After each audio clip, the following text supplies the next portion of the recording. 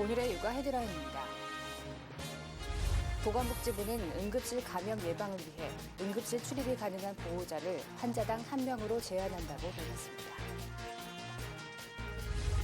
정부가 생리대 유해물질이 인체에 미치는 영향을 조사하기로 했습니다. 보건당국이 독감 유행주의보를 내렸습니다. 이번 주의보는 최근 6년 새 가장 빨리 발령됐습니다. 이상 오늘의 육아 헤드라인 뉴스입니다. 매서운 추위 속 1살 전후의 영유아 사이에서 RS 바이러스가 유행하고 있습니다.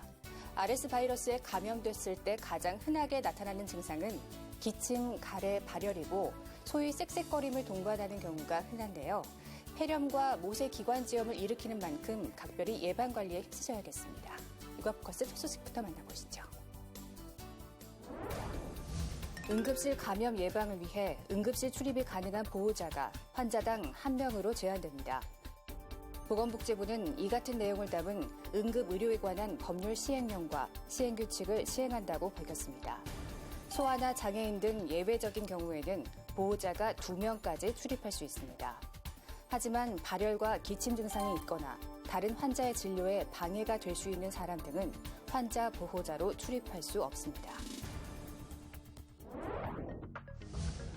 정부가 생리대 유해 물질이 인체에 미치는 영향을 조사하기로 했습니다.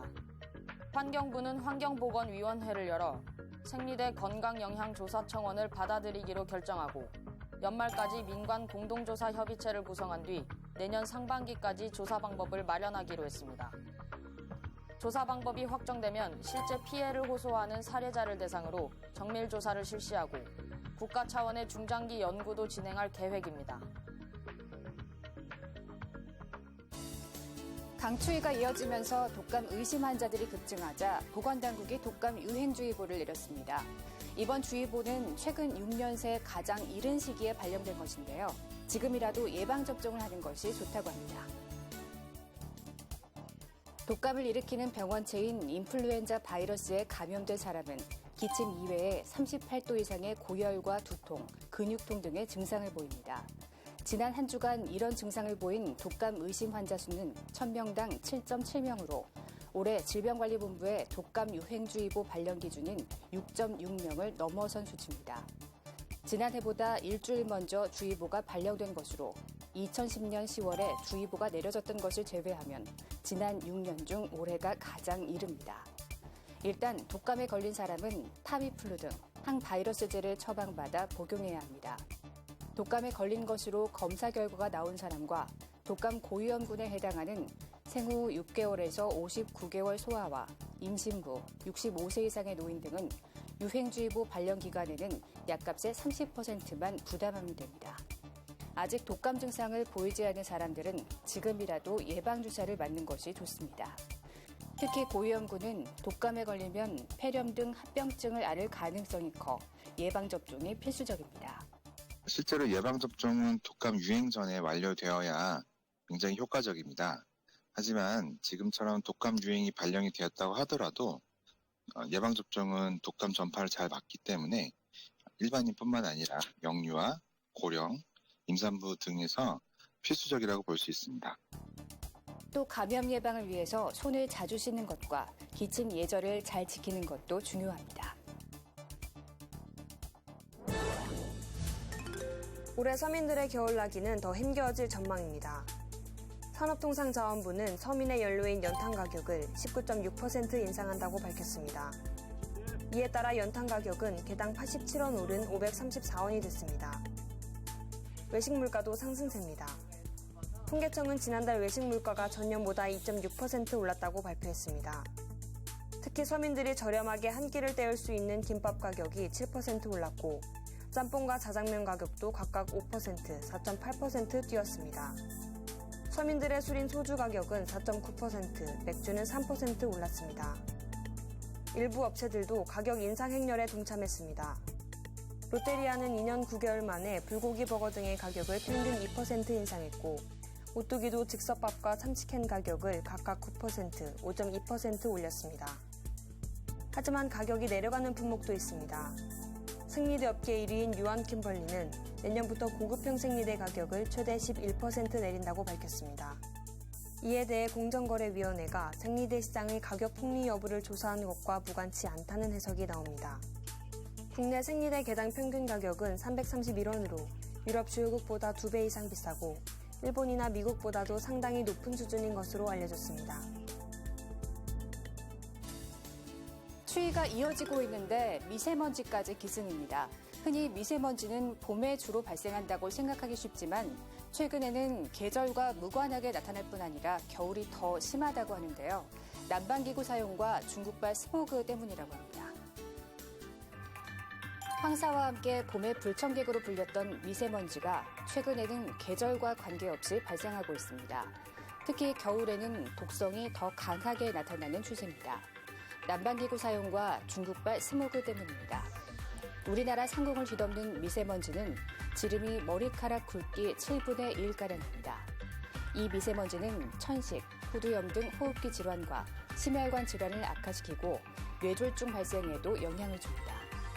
이달 들어 중국에서는 스모그가 동북 삼성을 중심으로 발생했는데 일부 지역의 농도는 세계보건기구 WHO 기준치의 최고 38배에 달했습니다. 이 스모그가 북풍을 타고 한반도에 영향을 끼칠 것이라는 전망도 나옵니다. 따라서 천식이나 만성 폐쇄성 폐질환, COPD 같은 호흡기 질환자, 어린이와 노년층은 미세먼지가 심한 날 외출을 피해야 합니다. 미세먼지가 심할 때는 호흡기가 약해져 독감이나 감기와 같은 바이러스 질환에 걸리기 쉬운 만큼 예방에 신경 써야 합니다. 기관지 점막 같은 게 많이 말라있고 건조하면 훨씬 더 미세먼지나 바이러스에 취약하기 때문에 평소에 수분 섭취를 좀 많이 해서 기관지 점막 같은 것을 촉촉하게 유지해 주시는 게 제일 좋은 방법이라고 생각됩니다.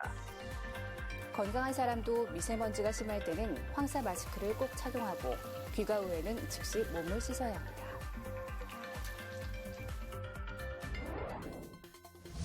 골다공증은 본인이 알아채기 힘들 정도로 병이 서서히 깊어집니다. 쉽게 부러질 정도로 뼈가 점차 약해지는데 뒤늦게 허리가 휘거나 아파서 병원을 찾는 경우가 많습니다.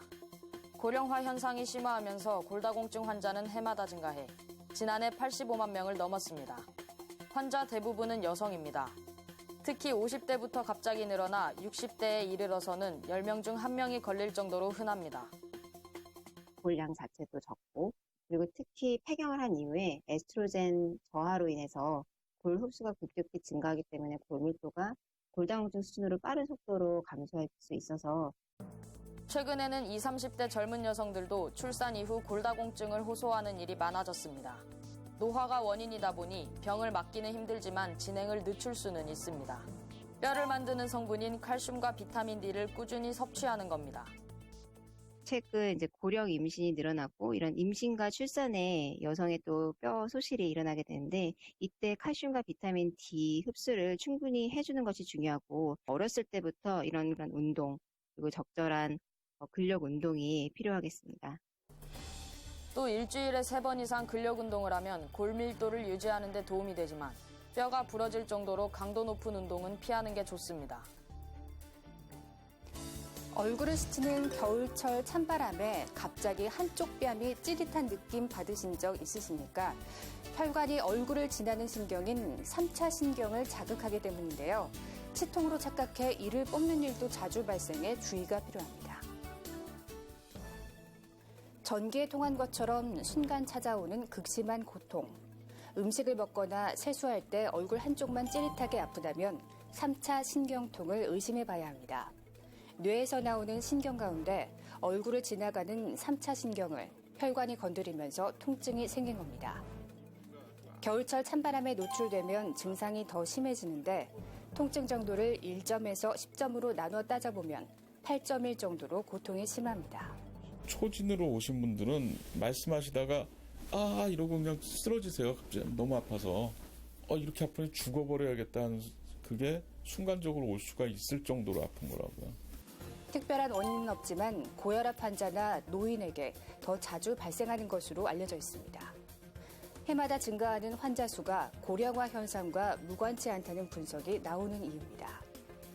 문제는 통증 부위가 뺨이다 보니 자칫 치통으로 착각해 실제 이를 뽑는 일도 종종 발생합니다. 이 이가 지금 아프면서 그런 찌릿찌릿한 게 오는 거는 이제 치통에 가까운 거고, 이쪽은 전혀 아프진 않은데 이 주변이 갑자기 그런 찌릿찌릿한 통증이 오면은 3차 신경통일 가능성이 더 높고 그렇죠. 3차 신경통은 크게 수술과 약물, 방사선 치료법이 있는데 구체적 치료법은 전문가와 상담을 거친 뒤 나이와 건강 상태에 따라 결정됩니다.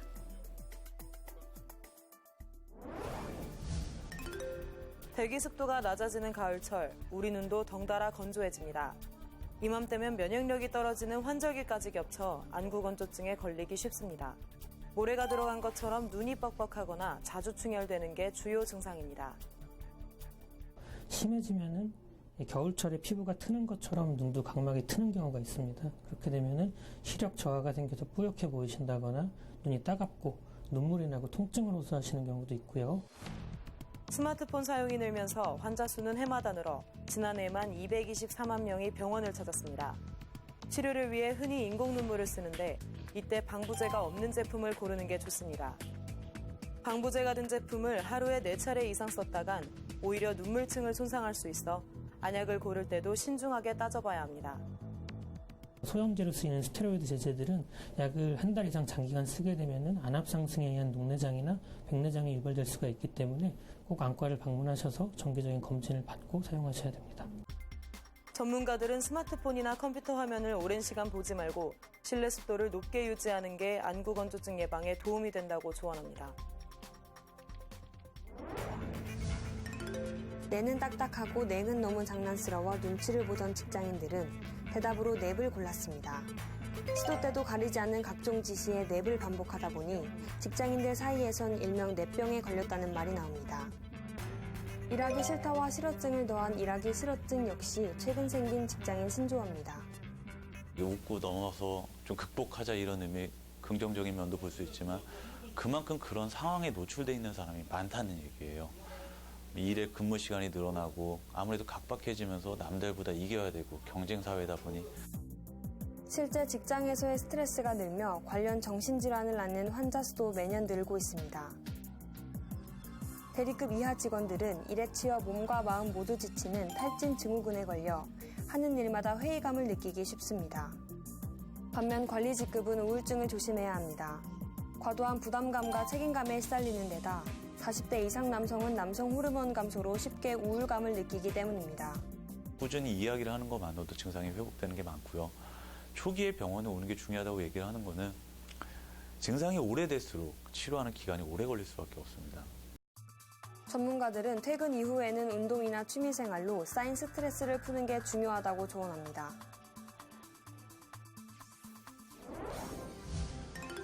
지난 11월 28일 세계 인구 현황 보고서 한국어판 발간 기념 포럼이 성황리에 개최됐습니다.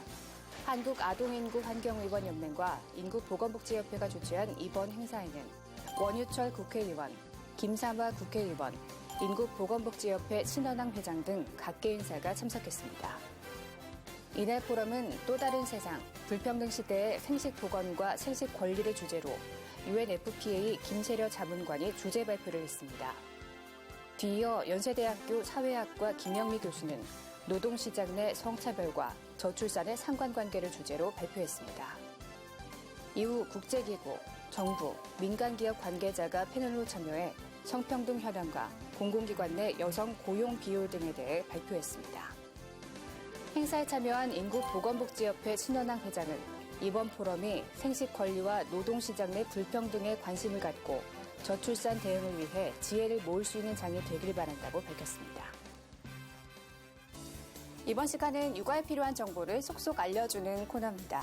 오늘은 초기 임산부 약물에 관한 3가지 궁금증 편입니다.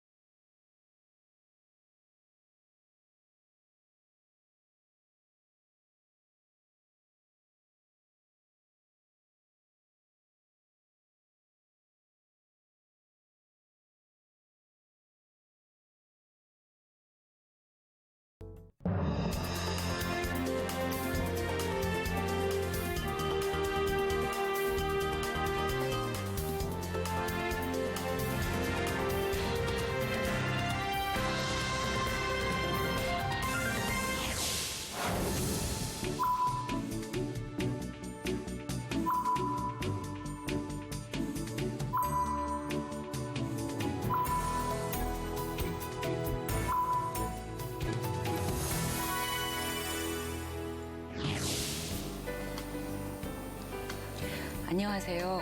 육아방송 시청자 여러분. 저는 서울시 여성가족재단 대표 강경희입니다. 지금부터 올해 35세인 어느 여성 이야기를 들려드리겠습니다. 이 여성은 서울에서 3살, 5살 아이를 키우며 맞벌이를 하는 직장맘입니다. 아침 6시면 일어나 식사를 챙기고 준비해서 아이들을 어린이집에 맡깁니다. 허둥지둥 9시까지 출근해 종일 일하고 퇴근해 아이들 데려와 돌보고 집안일 마치면 밤 12시는 넘어야 잠자리에 들게 됩니다. 남편은 야근에 회식, 모임 늘 늦습니다. 그래서 야근이라도 하는 날엔 아이들 돌봐줄 사람 찾느라 정신이 없습니다. 지금 서울에서 육아와 직장 일을 병행하는 여성들의 일상인데요. 길게 일하고 적게 쉬고 삶의 만족도는 낮은 나라, 일과 생활의 균형이 세계 최하위인 우리의 자화상입니다. 그래서 저는 오늘 삶의 질을 위해 중요한 일, 가족, 양립 문제에 대해 말씀드리려고 합니다. 최근 OECD 발표에 따르면 우리나라의 일, 생활 균형은 38개 국가 중에서 끝에서 3번째인 36위입니다. 일, 생활 균형이 특히 어려운 것은 맞벌이 여성들이죠.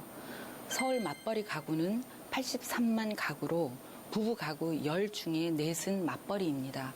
주로 아빠는 돈을 벌고 엄마는 살림을 하던 시대는 이미 지나갔습니다. 세상이 많이 달라져서 엄마도 돈을 벌 수 있고 아빠도 살림을 할 수 있어야 하지요. 하지만 현실은 많이 다릅니다. 맞벌이라도 부부간의 가사일을 공평하게 하는 경우는 10가구 중 2도 안 됩니다. 10 중 8은 가사일을 부인이 전적으로 또는 주로 하고 있고요. 최근 한 빅데이터 업체의 분석에 따르면 직장과 육아를 병행하면서 일에도 가정에도 충실하지 못해 걱정하고 죄책감을 느끼는 워킹맘이 늘고 있다고 합니다. 그럼 아빠들은 어떨까요? 작년에 서울시 여성가족재단에서는 서울시 30, 40대 일하는 아빠 워킹 데디를 조사해 보았습니다. 10명 중 9명 이상이 일가족 양립을 위해 노동시간을 줄여야 한다는 의견을 보였습니다. 실제로 이들 30, 40대 아빠는 하루 평균 9시간 이상 일하고 야근과 회식이 있어서 일주일에 3일은 정시퇴근을 못하고 있었습니다. 이들은 일가족 양립이 잘 안 되는 이유로 노동시간이 길고 업무량이 많고 제도는 있어도 직장에서 사용이 어려운 것을 꼽았는데요. 한국 아빠가 아이와 함께 교감하는 시간은 하루에 겨우 6분입니다. OECD 국가 평균이 47분이라는 것을 생각해 보면 그 차이가 매우 크지요. 또 제도가 있어도 소위 사내 눈치 때문에 육아휴직 등은 엄두도 낼 수 없는 아빠가 대다수입니다. 사내 눈치 보는 것은 직장맘도 물론 마찬가지입니다.